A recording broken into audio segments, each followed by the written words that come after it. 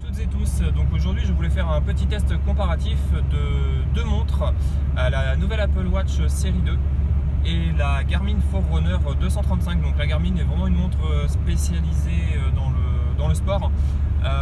Voilà, donc aujourd'hui le but était vraiment de tester les GPS, l'autonomie. Je ne suis pas sûr que ça sera très intéressant sur une course d'1 heure.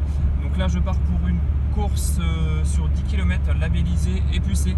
Donc voilà, on pourra vraiment avoir une bonne analyse des différentes données. Donc on se retrouve juste après la course pour faire le débriefing de ces montres. À tout à l'heure.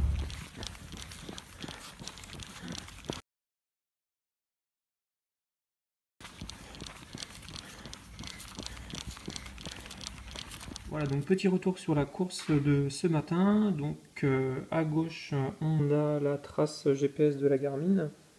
Hop, voilà. Et sur le téléphone, on a la trace GPS de l'Apple Watch. Donc je précise que l'Apple Watch, le téléphone était bien en mode avion. Donc l'Apple Watch était vraiment autonome à 100%.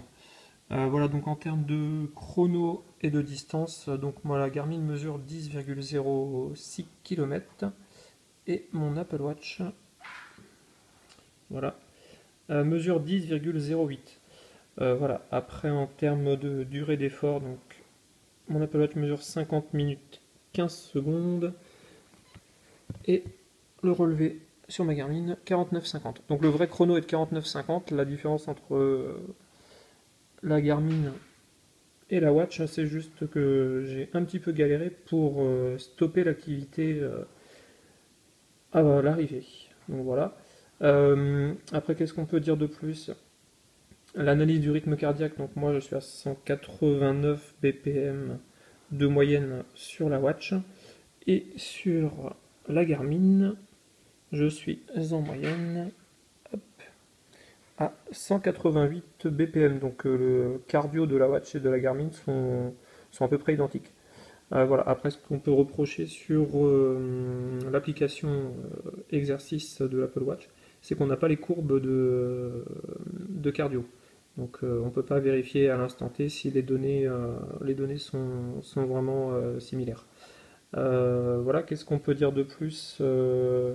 La moyenne, bon, bah, effectivement, elle est sensiblement identique, hein, 4,57 au kilomètre contre ici 4,58. La différence, voilà, c'est les 30 secondes à peu près que j'ai mis pour éteindre mon Apple Watch.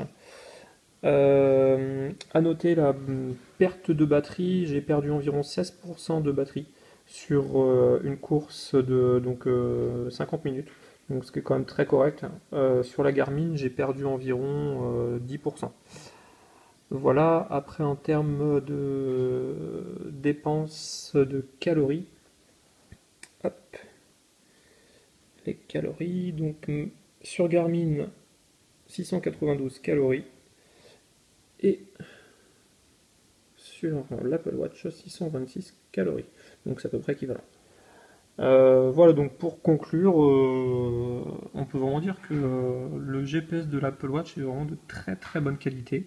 Les données sont vraiment quasi identiques.